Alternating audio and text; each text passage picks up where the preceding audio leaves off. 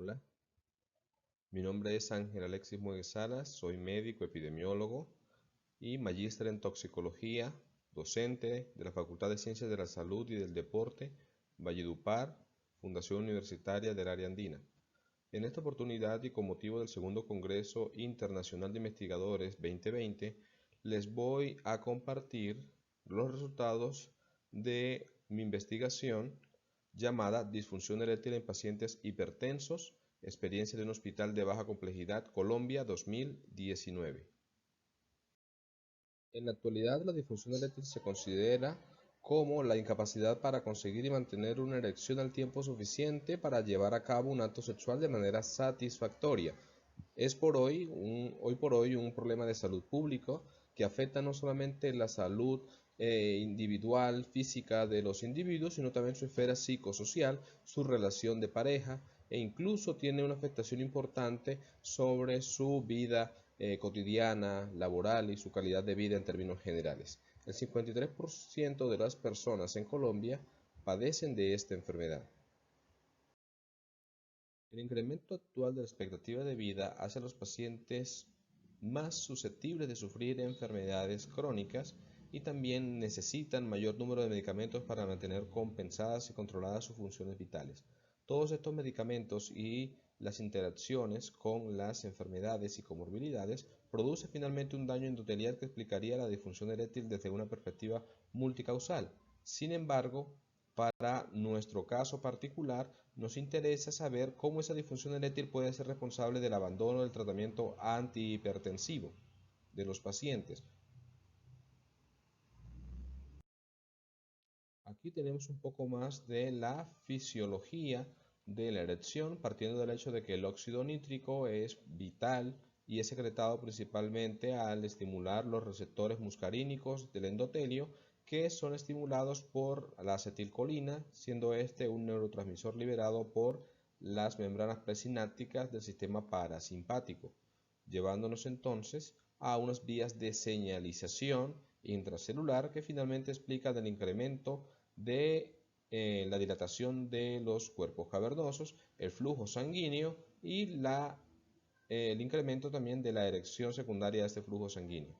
También podemos ver aquí el mecanismo de acción de algunos medicamentos para tratar la disfunción eréctil, como son los inhibidores selectivos de la fosfodiesterasa 5, donde tenemos el sildenafil. Con respecto a la clasificación de las disfunciones eréctil, tenemos hoy por hoy que hay un componente orgánico, principalmente lesión arterial importante.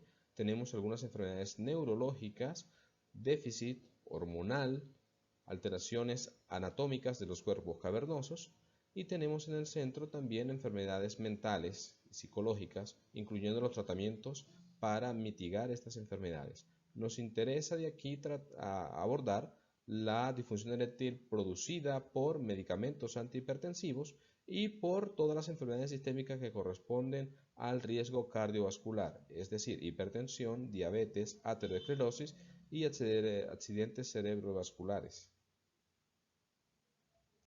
Con respecto al diseño y metodología, se trata de un diseño observacional descriptivo de corte transversal.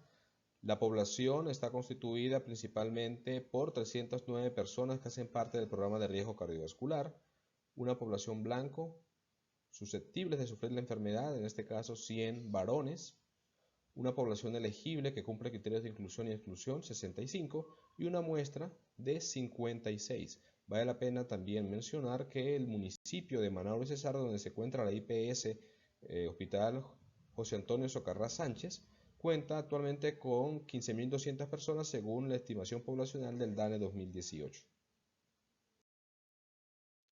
El instrumento aplicado constaba de una encuesta de 14 preguntas en las cuales teníamos tres segmentos. El primero, un segmento de demográfico. El segundo, la aplicación del Índice Internacional de Función Eréctil, que para los que no lo conocen, constituyen 5 preguntas y es un estudio muy sensible y específico para el diagnóstico de disfunción eréctil en la población masculina. Fácil de realizar y es de libre utilización. Ya ha sido traducido a más de 12 países y se encuentra disponible en más de 10 idiomas, incluyendo el español. Y finalmente se iban a ver algunos hábitos de vida y comorbilidades. Entre ellas teníamos el alcoholismo, el tabaquismo, el sedentarismo y la relación de actividad física y otras enfermedades como la diabetes mellitus, principalmente tipo 2. Con respecto a los resultados que encontramos, la edad predominante para disfunción eréctil es entre 61 y 70 años.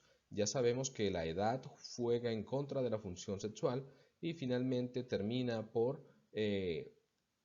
limitar un poco esta actividad, ¿no? Luego de los 60 años. El estado civil principalmente predominante fue pacientes con unión libre, lo cual entra un poco en contraposición, partiendo de que la religión en el 83% de los casos era católica y la escolaridad principalmente eran personas que solamente habían cursado la primaria. Con respecto al grado de función eréctil que obtuvimos que de toda la muestra, el 52% presentaba algún grado de disfunción eréctil, ¿sí? O sea, más de la mitad de los pacientes, más de los 56 pacientes encuestados tenían disfunción eréctil. La clasificación utilizada fue esta que nos da el Índice Internacional de Función Eréctil de acuerdo a los puntajes obtenidos en las 5 preguntas y el grado de función eréctil fue marcado o diferenciado entre función eréctil normal para el 48%, que ya lo mencionamos, y discriminamos algún grado de disfunción eréctil entre el 32% ligera, 11% disfunción media y de color amarillo, 9% con disfunción grave.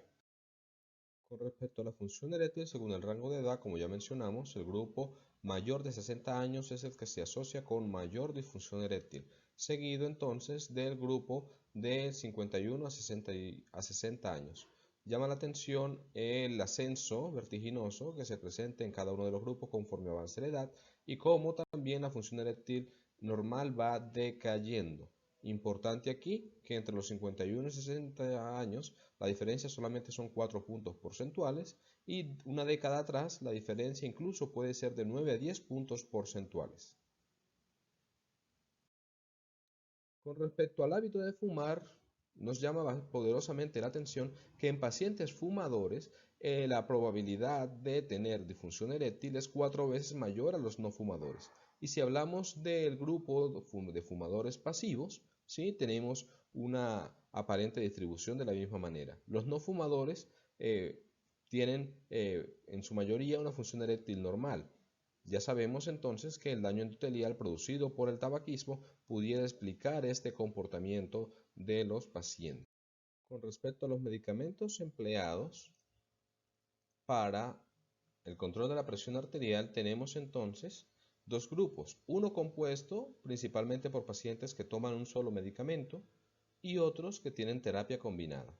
Los que tienen un solo medicamento destacan principalmente la toma de losartán, donde tenemos aquí el grupo de ARA2, la toma de captopril y enalapril para el grupo de los IECA, la toma de calcio antagonistas como el amlodipino, diuréticos tiacídicos y beta bloqueadores. Llama profundamente la atención que la barra de color azul, que corresponde a la función eréctil normal, es muy marcada para los ARA2 y para los IECA, siendo estos elementos dos medicamentos de primera línea que debemos emplear y utilizar, ¿sí? Sabiendo entonces que aparentemente fueran protectores frente a la enfermedad. No obstante, se necesitan más estudios, principalmente de causalidad, que determinen si realmente son factores protectores. Con respecto a las terapias combinadas, losartán más hidroclorotiazida mostró la mayor probabilidad de pacientes con función eréctil normal, mientras que el captopril y la hidroclorotiazida y el uso de metoprolol e hidroclorotiazida, es decir, beta bloqueador más diurético tiacídico, se asociaron con una mayor probabilidad de sufrir disfunción eréctil.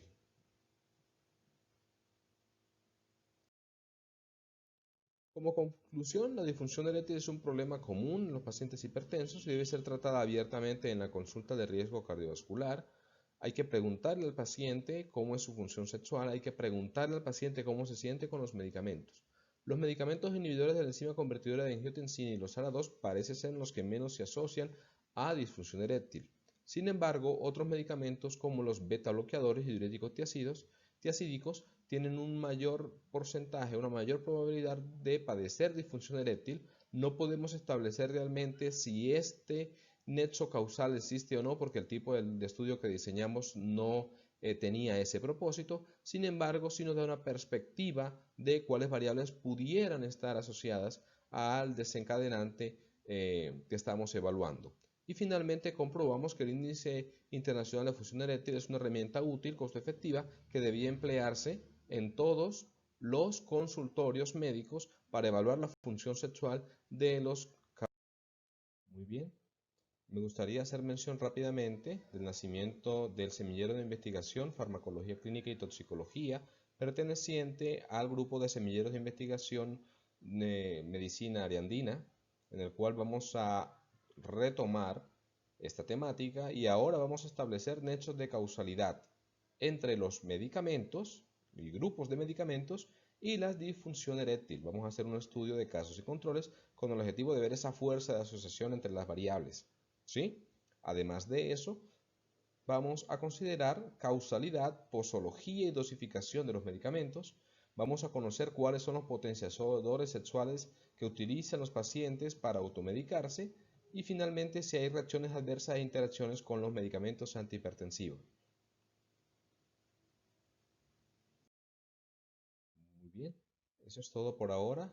Agradezco su atención y los invito a que continúen participando en el segundo Congreso Internacional de Investigadores 2020, una apuesta por los grupos de investigación y por el desarrollo de nuevas competencias en los estudiantes, ciencia más tecnología en red.